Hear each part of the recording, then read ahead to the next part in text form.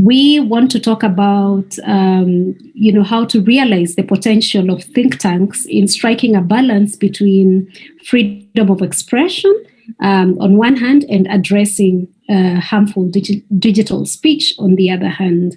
And we are joined by a very distinguished panel of three who are going to talk more about this topic. And just by introduction, we all agree that, now digital speech is something that needs to be controlled, especially the harmful aspects of it. But it seems that so far we are not doing everything right. There seems to be so many initiatives happening, yet the problem has not really been arrested. And so to help us explore, some of the issues that we may need to be looking at, we have three panelists. The first is Toby Mendel, who's the Executive Director of the Center for Law and Democracy, based in Canada, and he has spent a lot of time with an NGO called Article 19 that looks into issues of freedom of expression. And so we are really looking forward to hear some of the perspectives he may have from that and his other work. We're also going to be joined by Professor K.S. Park from Korea, from the Korean University School of Law, and he's also the Executive Director of OpenNet Korea. He's also done a lot of work way before, when we still used to talk about ICTs. So he's also going to be bringing a lot of perspectives, even from his experience in issues like standardization of and content regulation. And then last but not least, we also have Agustina Del Campo, who's the director of Center for Studies on Freedom of Expression and Access to Information. She's coming from Argentina, and she's done a lot of research from both a legal perspective, as she's a lawyer, and also from, a freedom of expression perspective. And so we really look forward to hearing different perspectives of how to regulate, especially harmful speech online.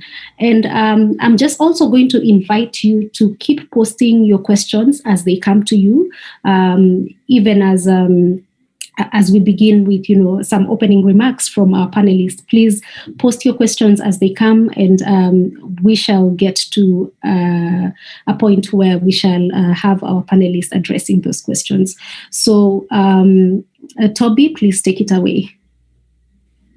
Well, thank you very much, Grace. That was a great introduction. So there are a lot of problems in the digital space, in the digital communication space. And for purposes of my quick introductory comments, I'm really going to focus on mis and disinformation as the key lens through which I'm looking at this. And my starting point, which kind of you said, but I'm going to put it in a more forceful way, is that we're really at a crisis point in the communication space. And I think that COVID brought that into clear relief, I think, for everyone. People were dying because of misinformation, but it was evident long time before that. For example, the dramatic impact that disinformation had on elections, which are the most fundamental form of engagement in our democracy. And I think this issue is often looked at as the negative social consequences from the exercise of free speech. But I would like to put a slightly different perspective on it. Under international law, freedom of expression protects both the speaker and the listener. So it protects the right to seek, receive, and impart information and ideas. Impart is about speaking, and seek and receive is about the listener, if you will. And I think the essence of the crisis that we're in right now is that as listeners, as recipients of information, we can no longer be confident in the information we are receiving. Some of it we can, but there's a lot of buzz out there. And some of us are better at managing that. But as societies, as listening societies, we no longer understand, we no longer have confidence that the information we're receiving is reliable in the way that we used to. So the crisis is a crisis for freedom of expression. It's of freedom of expression not being protected in the sense that listeners' rights to receive reliable information is not being protected. Of course, it's also occasioned, it's caused by the exercise of freedom of expression on the speaker's side of it. That's perhaps an ironic part of this situation, but it's both caused by and internally a crisis for freedom of expression. And I think my second basic assumption is that it is now time for serious people to acknowledge not only the existence of this crisis, but also the fact that we do not have viable solutions. By viable solutions, I mean practical means of addressing the problem, which at the same time demonstrate proper respect for freedom of expression as it's guaranteed under international law. We see lots of things being tried. And on the one hand, those either do not respect the right to freedom of expression. Excuse me. That's a cold, by the way, not COVID. I had a test the other day. On the one hand, they don't respect the right to freedom of expression. So we see lots of governments passing repressive laws that probably aren't effective anyway, but certainly don't respect freedom of expression. And on the other side, we see lots of tinkering around small measures that aren't effective. So we don't, I think, have any real solutions. Unfortunately, I also don't have a solution. If I did, I would probably be out marketing that solution instead of sitting here on this panel. But I do have a proposed way forward. And that basically is that we need to invest a lot more time and effort into thinking about solutions, piloting ideas to see if they work, developing policy tools to address the problem. There is already a lot of effort being made. I don't want to minimize or disregard that.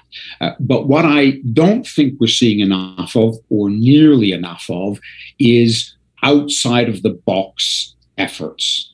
And the problem is that it is very risky. I've been running my own NGO now for 11 years. And when we go out to donors with proposals, we make proposals that we know we can deliver, because if we can't deliver them, we're in trouble. It's very difficult for us to propose way out there ideas. It's very difficult to go to a donor and say, look, I have an idea. It's as likely as not that it won't work, but I want to try it. We need people to be doing that and people to be supporting that. I think that that's really a missing piece of the puzzle in our current environment. People are trying things, but they're trying things which are supportable, if you will, in the current relatively conservative framework for funding work. So I think that we need, far more innovative, far more outside of the box work going on, trying things that seem stupid, but might work. Not that are completely stupid, of course, we don't want ridiculous things going on, but we need far, far, far more innovation in this space. And I will finish by saying, in line with the theme of this session, that I see a big role here for think tanks. Think tanks operating somewhere in between activist organizations and academic work. I think that they have a lot of potential for doing the kind of innovative, outside the box, but still oriented to practical objectives, a type of work that I think we really need in this space. So with those introductory remarks, I will stop for now, and hopefully we'll have time to discuss and dig down a little bit more into the details of what sorts of ideas we might need in this space. Thank you very much. Thank you very much. I will definitely be looking forward to hearing more of the thinking and outside of the box solutions, so to speak. But let's first hear from Professor K.S. Park. Yes, I want to define the current crisis and use this term, crisis of a reified speech, reified as real as in real property. So speech that is made real. Based on the harm principle, speech was soft. Speech didn't force people to do anything. Speech caused external effects only through mediation of the listener. Therefore, a speaker cannot be wholly made responsible for the speech. But now in the digital space, we begin to realize that speech is now made hard. It has become real.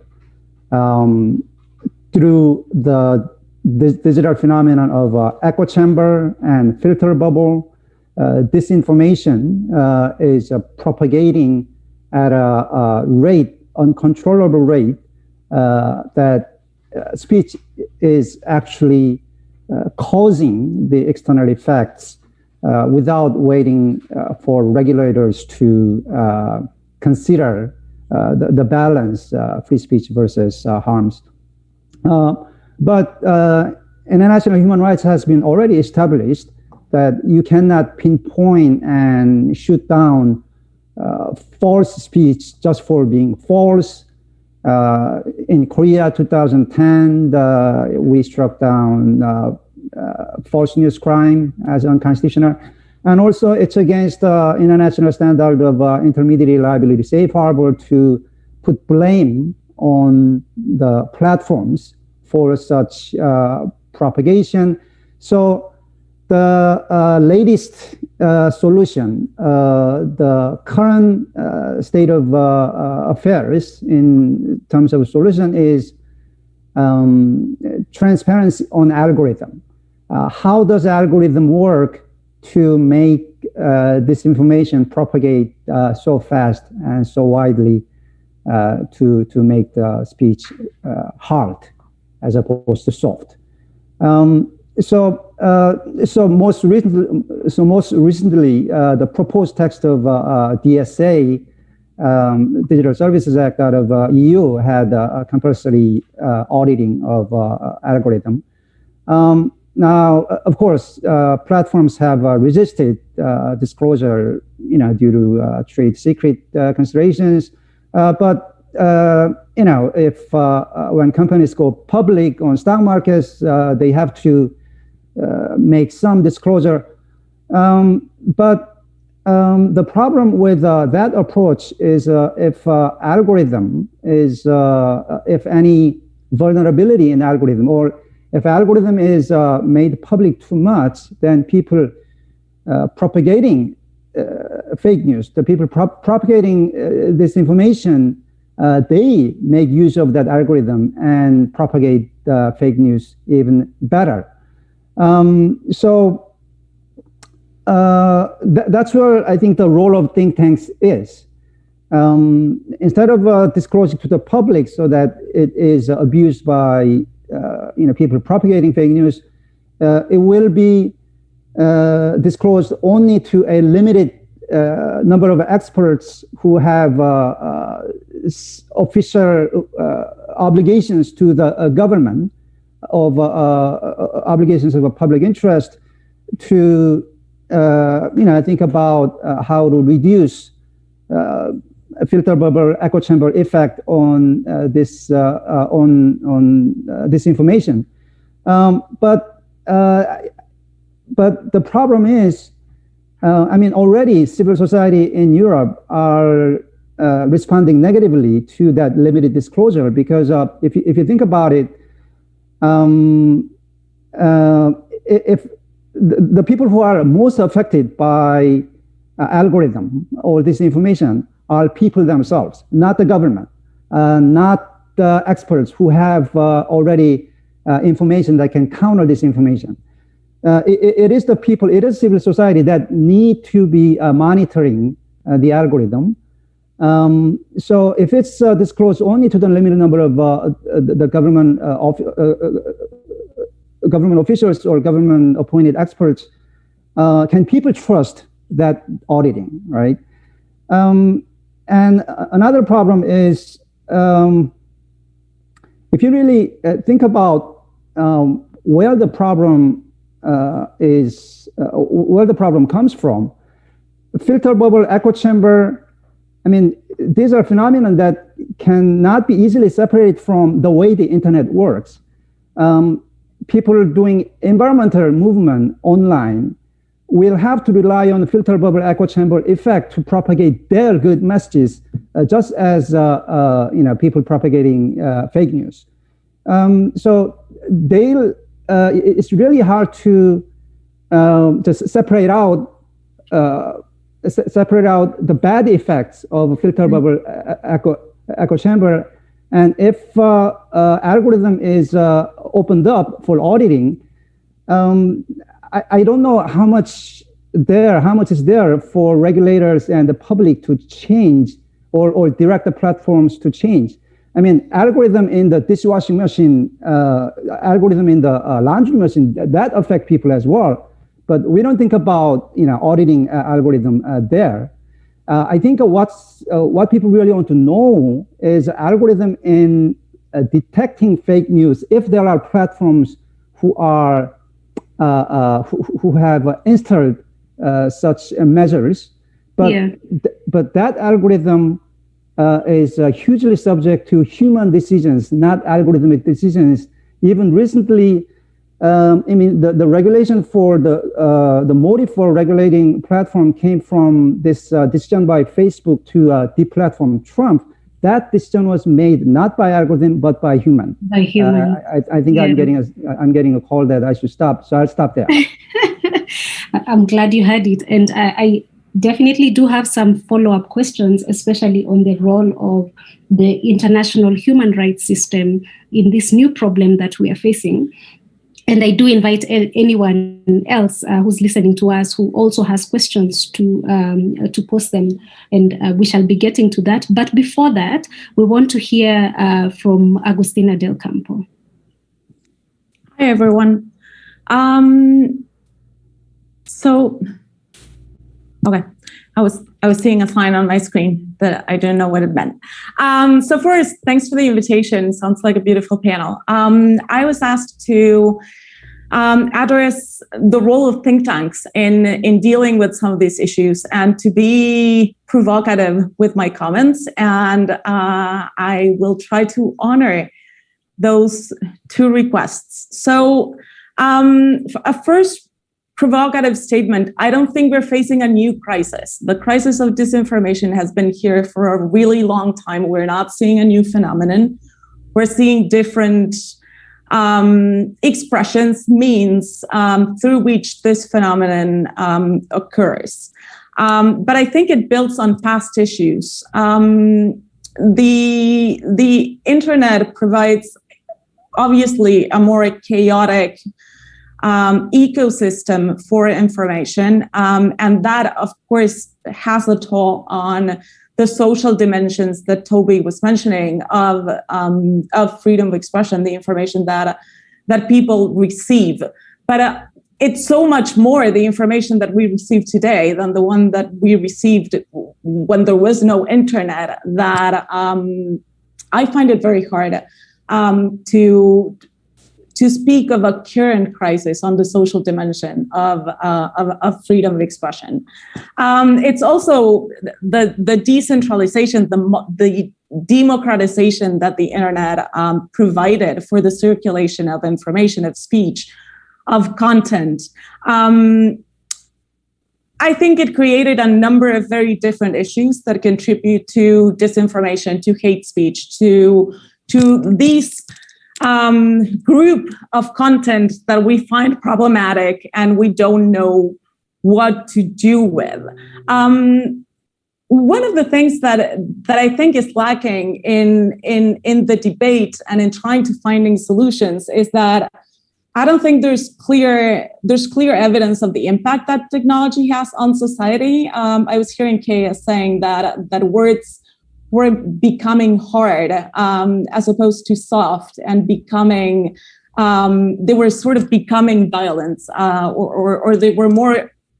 The causal relationship between speech and violence was more obvious, and I think there's a lot there's a lot of research to be done in order to understand that causality. I think that's a point one where I think think tanks and researchers and academics have a long way to go in showing the social impacts of technology, the concrete social impacts of technology.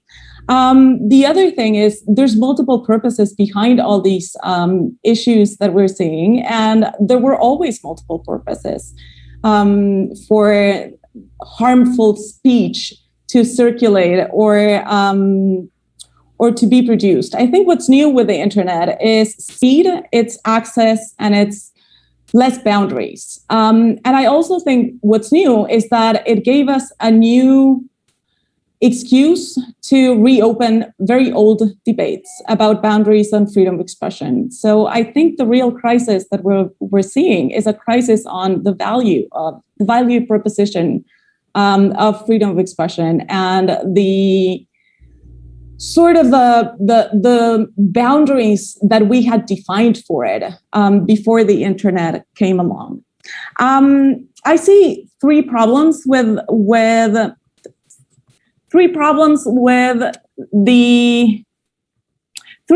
that think tanks could particularly help or contribute to address in the ecosystem of actors that are dealing with studying the phenomenon, combating it, advocating for solutions.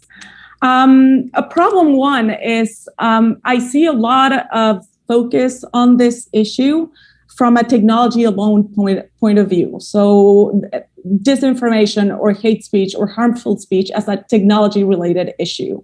And there's a lot of advocacy that is related to that, and a lot of research that is exclusively devoted to that.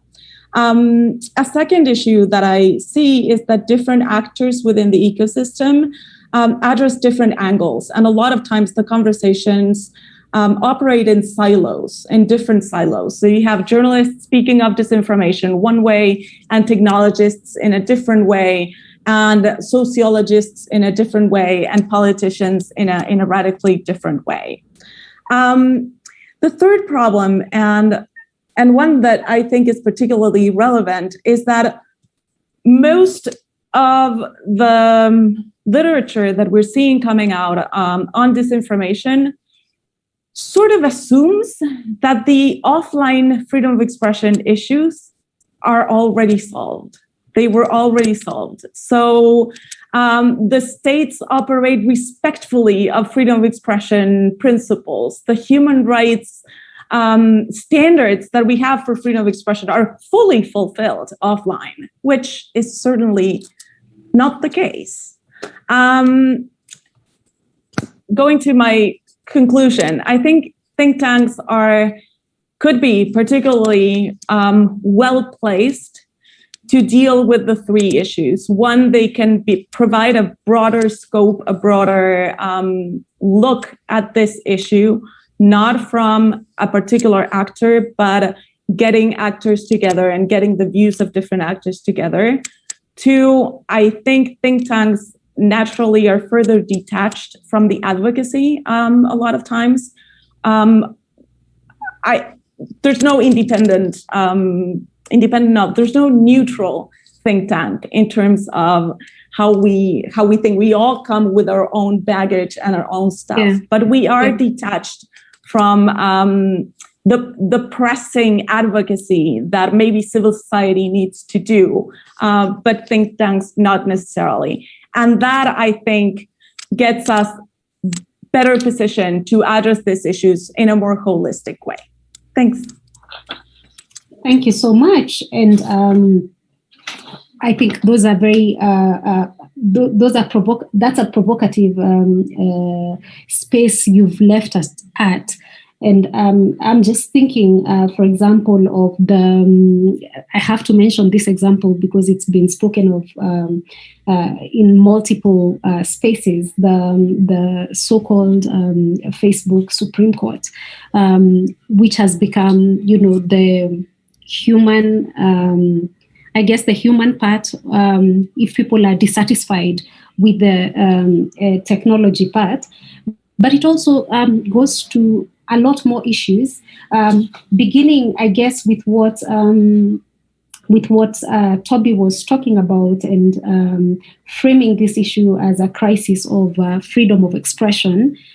Yet, when you look at, and going to your last point, Agustina, and also something that KS mentioned, when you look at what is happening in the world, it may not necessarily have to do with freedom of expression, or even if we go to the basics of human rights, the system, we are supposed to think about human rights as indivisible, such that we cannot focus narrowly on so much on one right and forget that it's interconnected and affects other rights.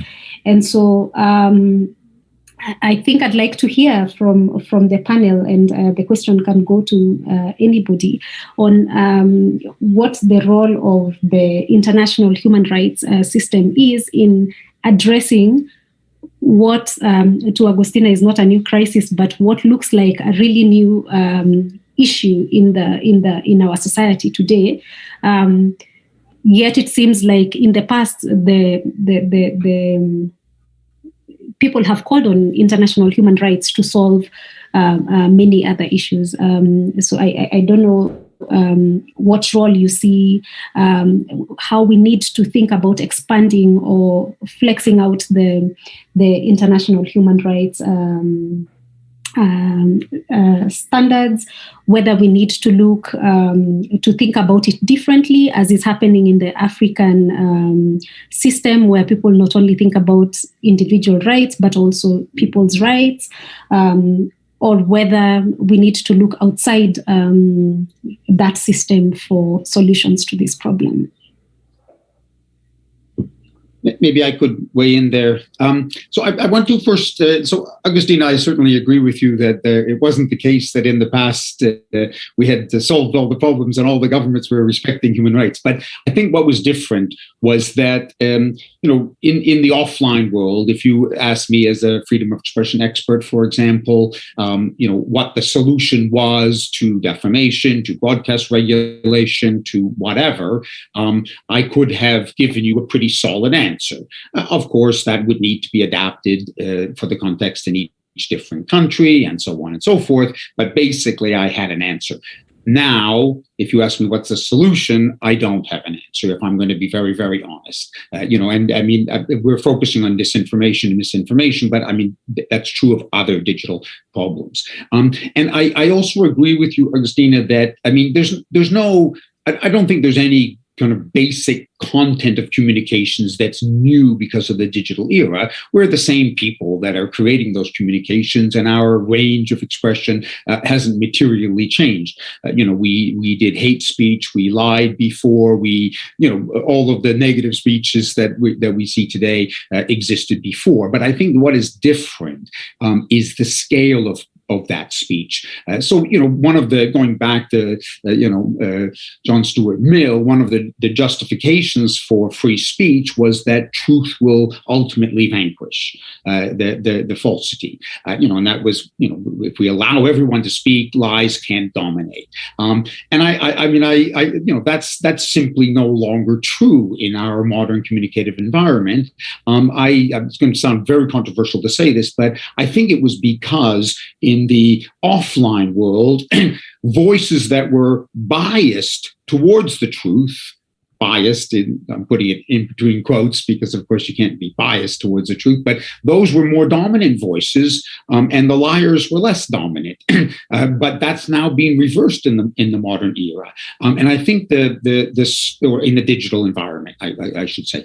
So I think the scale of speech, and even by virtue of the fact that it's radically democratized speech, but that is also what has brought some of these problems. Looking briefly at the international human rights framework, I think that our existing guarantees of freedom of expression, I mean, I don't know if back in 1945 or even a bit earlier than that, when they were working on the Universal Declaration of Human Rights, they really understood how prescient their language for the guarantee in Article 19 for free speech was. But it was really it's endured until now, and I think it will continue to endure. It's very flexible. It's very rich and deep in its nature. But what I think, if we look at the way that it's been interpreted and applied, going back to my original comments, I don't think we have seen anywhere near enough attention on the part of courts and other interpreters to the rights of the listener as part of free speech. And I think that we need to see a much more deep jurisprudential development on that side of the free speech equation, and then having that somehow weighed against, or when that conflicts with speakers' rights, how to balance that. And I don't think we've ever seen any of the international courts or even some of the most forward-looking thinkers really tackle that problem in a deep way. And I think that part of the solution is going to lie there. Interesting. So, Agustina, you had a quick rejoinder? Yeah. No, just the Inter-American Court and the Inter-American Commission have a number of statements addressing precisely the social dimension of freedom of expression, this right to receive, to hear, to access information of all kinds and ideas without borders. That's the language there.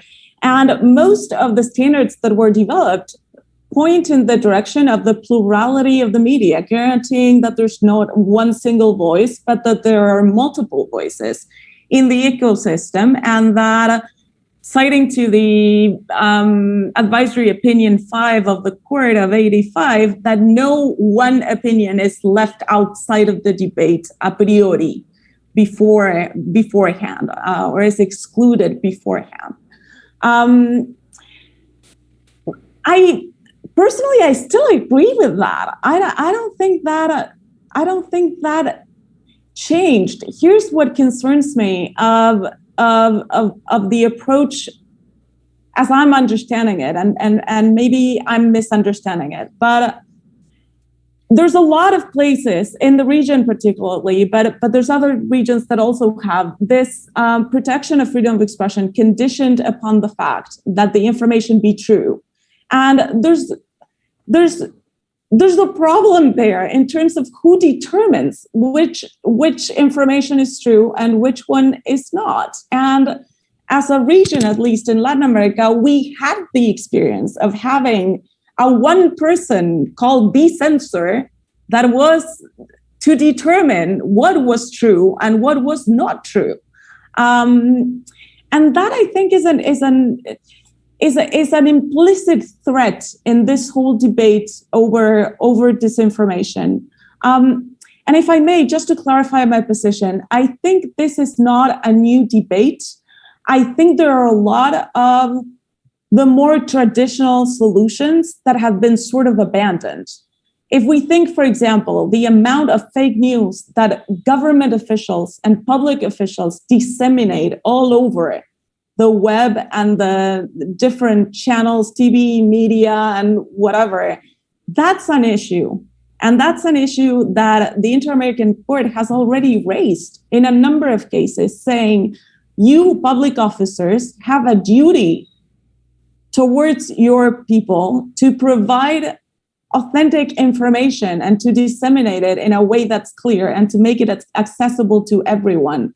I think part of the disinformation debate has abandoned efforts that are still, or that I think are still at the core of this issue. I agree with, can I go? Hello? Yes, please, go ahead. Yeah. I agree with Agustina that the offline free expression problem has not been fully addressed yet, and international human rights or international standard of free speech, as it is, without modification, must be better enforced and better protected in greater parts of the world.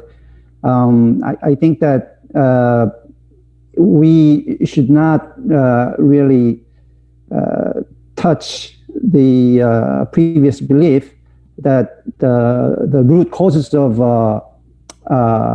violent speech is really, that of democracy and equality or lack of it. Of course, I mean, the recent waves of disinformation came from the U.S., but the U.S. was kind of exceptional because there disinformation was more top-down from the Trump than how it emerged from bottom up. Toby mentioned how we may need to modify John Stuart Mill's truth versus falsity, or truth crowding out falsity image. But we already have a viable alternative metaphor that still confirms the rectitude of the existing free speech international standard, which is that truth is not exclusively given by any one person, as Agustina warned, but it is emergence. It emerges from, it emerges as a phenomena, as a network effect, not as a single statement. So that's why I think that when we look at free speech, we should not see that as a crisis within, but crisis without, and how people now enjoying free speech in the digital space are more bound to propagate this information through, or bound to believe and pass on fake news much faster and much wider than before because of the echo chamber and filter bubble effect. And we should somehow find a way to address that. I'm not saying that I have a solution. I mean, I left a lot of holes in my initial presentation. That even if you look at the algorithm churning out the echo chamber effect, there isn't really much that we're going to find that will be useful to change or rectify. It is really human decisions about what constitutes fake news that are really affecting. Just to wrap up my intervention here, I think knowing that the root causes of this information of democracy and equality or lack thereof, I think that we need more enforcement of international human rights standards, such as net neutrality and intermediate liability safe harbor, which allow more people and more platforms to exchange information. And of course, the reason we see this as a crisis is because before it was usually the left that have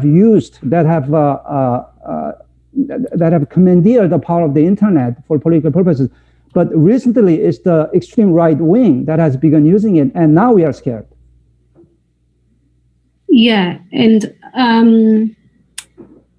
going back maybe to some of the initial remarks that the three of you made, and kind of insisting that well, it's a new problem or an old problem coming back in a new way.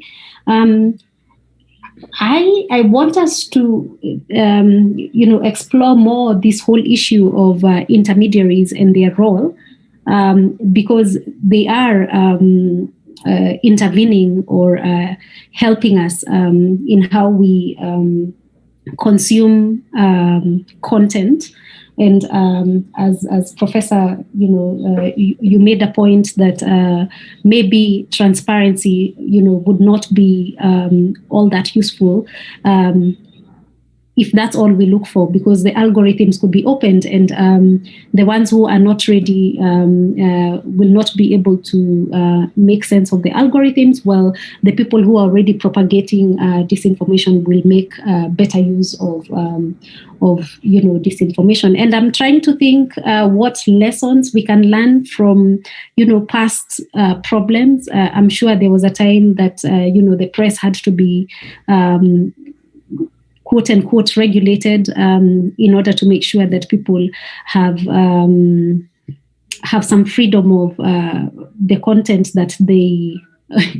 I see you're ready to answer this. So I'm trying to figure out then how do we connect from our history and what we've learned to this new problem that we are facing, and what is the role of intermediaries through whom we are consuming this content. Go for it, Prof. I think that transparency is useful. It's just that what is actually making or breaking is not the equation, the algorithm.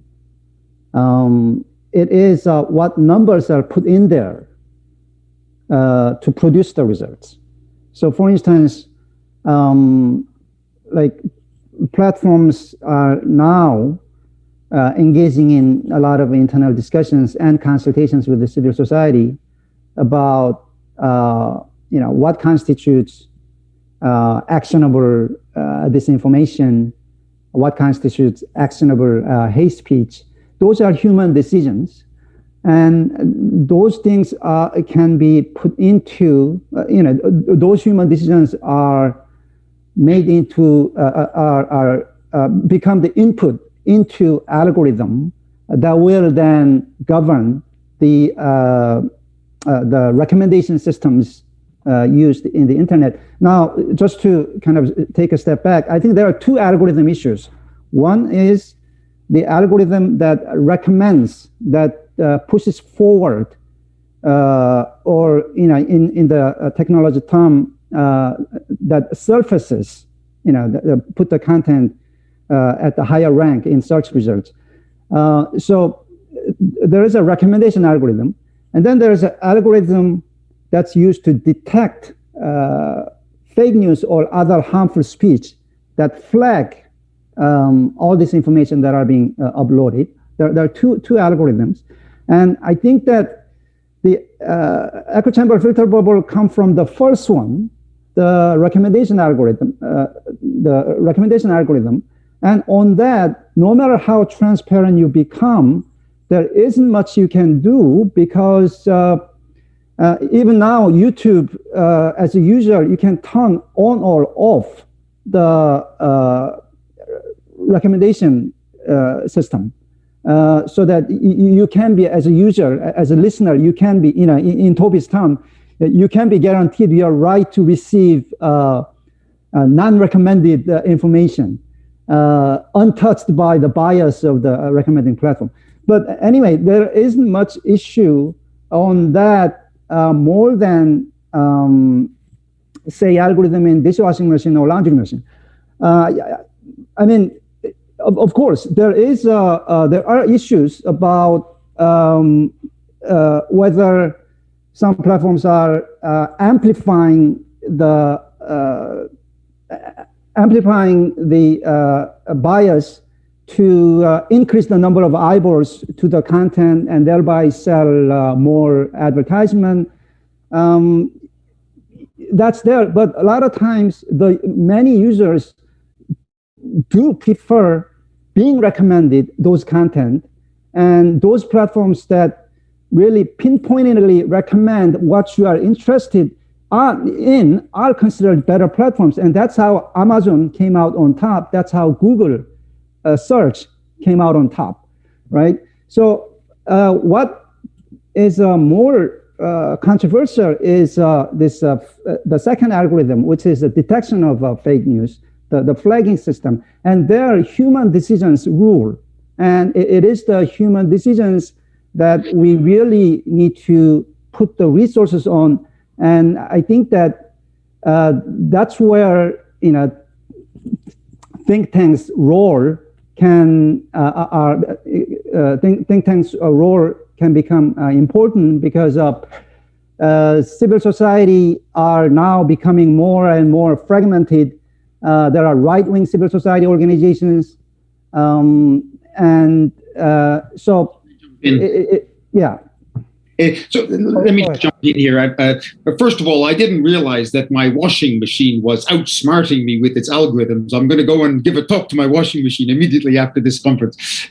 No, just joking, of course. But I think that transparency. I'm probably best known overall for my advocacy for transparency, and so I certainly support transparency. But I think that one of the reasons, and I'm going to be very controversial here, Agustina mentioned that I had asked her to be controversial, so I want everybody on this panel to be controversial. I think we are concentrating such a lot on transparency because we don't have anything else that we can talk about that we find practical. I don't think transparency is great. I'm certainly not against it. I think, KS has alerted us to some of the challenges of transparency. If you really open it up, then the people that are trying to cause problems will find ways around it. They'll game the algorithms and come up with better algorithms of their own or whatever.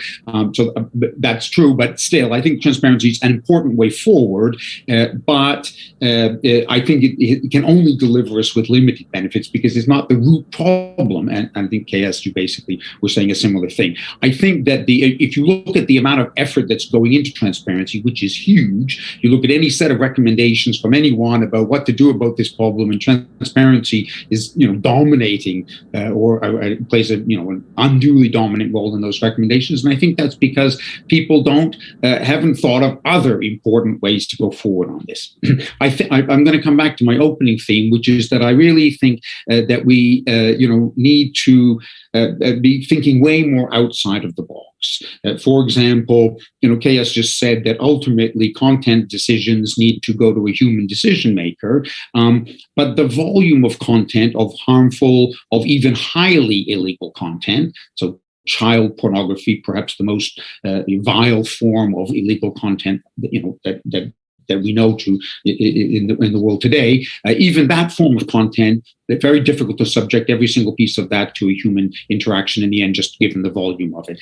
So during the Industrial Revolution, we invented a whole new field of law, essentially, to deal with the new kinds of problems that revolution had generated.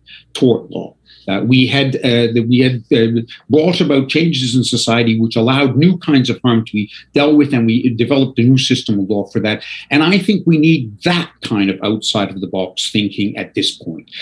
We need to find somewhere in between an algorithmic and a human decision-making feature, for example, to address the harmful content, because neither one nor the other is going to be enough on its own. We need to really advance our thinking in completely new ways, and I think that's where we need think tanks and really unreasonable ideas to be put forward. I said at a conference a couple of years ago, that I welcomed the German NetzDG legislation, not because I thought it was good legislation, but because it was at least trying something.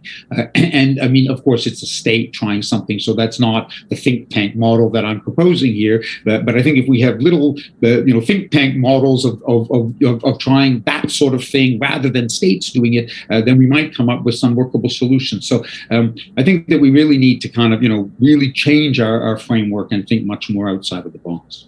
Just to quickly respond, when I say human decisions, I didn't mean human decisions on individual postings. I meant human decisions on the definition of harmful speech that are put into the harmful speech detection algorithm.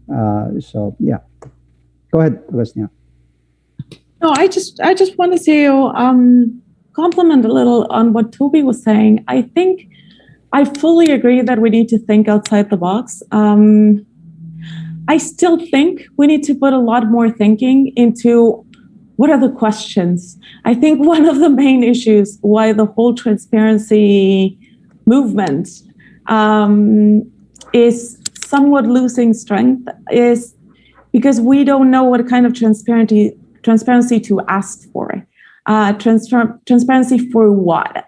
What are the questions that we need answered? I think there's a lot of thinking to be done around arriving at the right questions instead of keep searching for potential solutions to issues that we cannot clearly define. As long as we cannot clearly define the issues, it's very hard that we will be arriving at any solutions. The other thing is and I invite you guys to it, we organized a panel discussion in RightsCon in June that has for a title, Translating Human Rights into Private Content Moderation. There's an issue there. There's this beautiful line that says, human rights apply online as they do offline, and companies should comply with human rights. What does due process look like from a company point of view? What does an independent, natural judge look like inside a company? There are fundamental questions that need to be asked. The legitimate objective for a freedom of expression restriction that we placed on states, what do those mean for companies? Are those the same for companies as they were for the states? I think there's a lot of, I think there's a lot of work to be done in framing the questions and nailing the right questions. And not to pile on to the questions, but still relating to something, Agustina, you said before about people working in silos. But I do wonder what the people working outside the transparency and intermediary liability silo, the people who are looking at issues like competition, and the fact that most of these intermediaries are so huge, and maybe this is why they have become as big as government, and they are therefore, have a lot of responsibility to bear in some of these issues. And so I wonder what we can also learn from, or what we should be thinking about, or whether anyway these are applicable issues like competition and looking for other business models, whether these are applicable to the issue of misinformation and disinformation. If I can take that question, people began spelling internet with a small I. Previously, logically, it should be spelled with a big I, because internet is basically the aggregate of the computers that are voluntarily communicating with each other. But I'm happy that people began spelling it with a small I, because internet is, there is only one internet, but the issues presented by them, by the issues that we should work on are different. In global South, we still need a better protection of good old-fashioned free speech principles. Myanmar, after the military coup, they passed this disinformation law that basically violates all the human rights principles about false news crimes that Article 19 and all these old free speech organizations have worked on. And those laws are being used to execute demonstrators, fighting for democracy there, and other countries are following suit. And the problem is, Malaysia, Vietnam, they have their own fake news law. And you know what they are citing as their inspiration? Germany's NetDZ. They think that they are replicating the Germany's solution to fake news on their digital space, but they are coming up with these laws that are really antithetical to democracy and equality in their own countries. So I think that we need to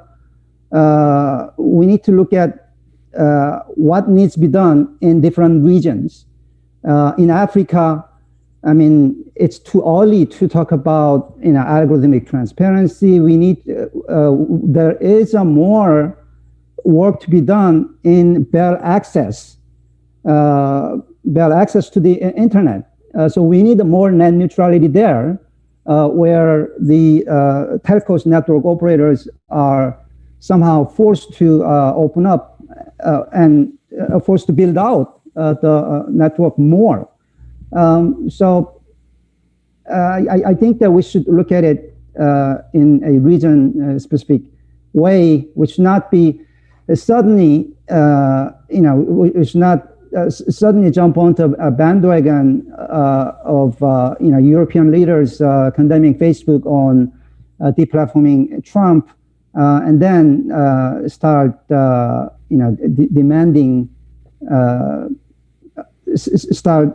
demanding unrealistic arrangement of content from the platforms. Well, I mean, I certainly think that we need to continue to focus on the, traditional free speech problems. And you're absolutely right that Myanmar passed the fake news law and 505 of the Penal Code, and that's the primary one that they're using to convict everybody. They also run all of those cases through military tribunals, so they're not even getting anything like due process, even as such as it exists in the country at the moment. I want to go back to a theme, back to a theme that Agustina raised at the beginning, but has come up a few times, and this idea that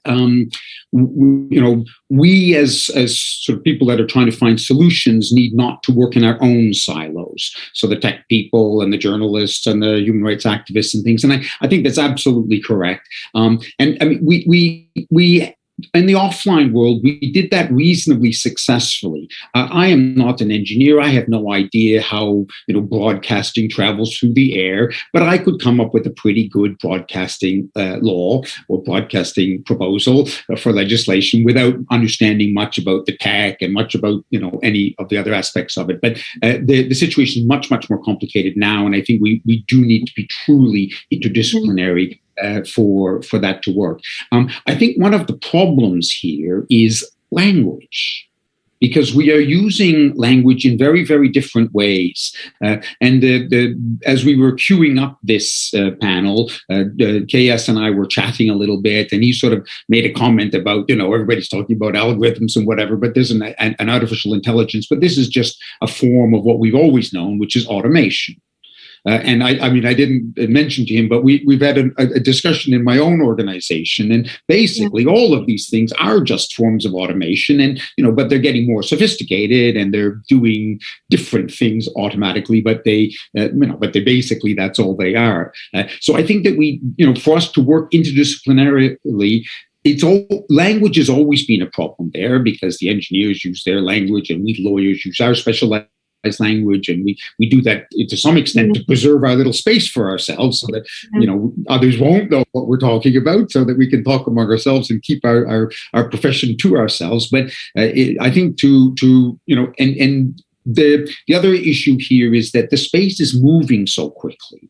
And this is also a vast problem in terms of trying to put forward any kind of regulatory or, problem-solving type of solution, because by the time you forge a solution, the problem has kind of moved on, because there's a new way of communicating in things. And law and policy are very plodding in terms of their development. A problem emerges, and then we spend years talking about it, and eventually we have a legal or policy solution to it.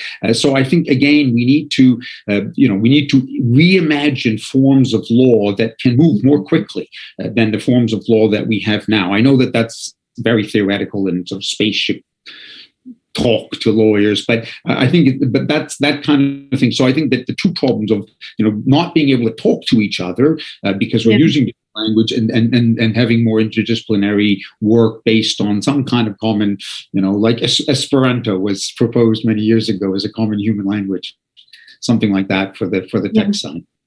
Yeah. Well, it kind of looks like we are getting to the end of the talk, but other than end of our time, but other than the points that Toby has just made also on being interdisciplinary, I think what I really enjoyed about this thought-provoking session is looking from the back, looking at history and learning from history and applying it forward, taking some things forward and using some things from, even the offline to face some of the problems that we are facing now, including algorithms, which could be, still are just mathematical, automation, if we were to think about them more simply. There was a question here about what modern communist governments such as Venezuela and Cuba, I'm quoting, what about how they control the media? And if we still have a few seconds, please, Prof, if you could quickly answer the question. KS. Yeah, I kind of left. Oh, okay. So people at UNESCO conference cannot see my reply on the chat.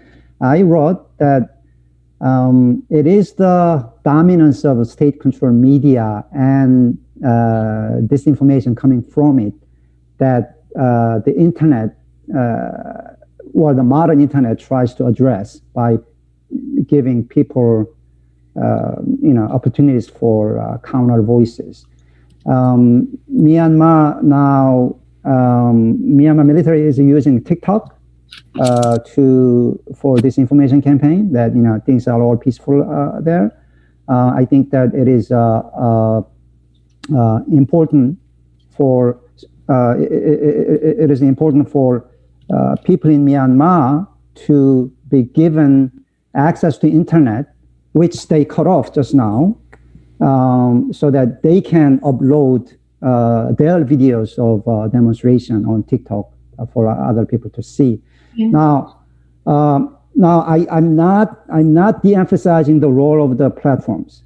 Civil society is trying to get a meeting with the TikTok to see whether there's a way to de-rank or lower the rank of those videos put on by the military, for instance. But what I'm saying is those requests, those decisions to de-rank or lower the rank of those videos will be human decisions, will be human input, not the algorithmic decisions. And that's where I think that think tanks can play a better role than becoming the silo of information about these algorithms or recommendation algorithms that may not turn out more than dishwasher algorithms. Thank you so much. I think I like us to end on this point that we also need to look at the role of the people and how think tanks can help in amplifying the role of the people. Because on the one hand, if you give government too much power, we know the problems. On the other hand, if you give the companies too much power, we also know the problem.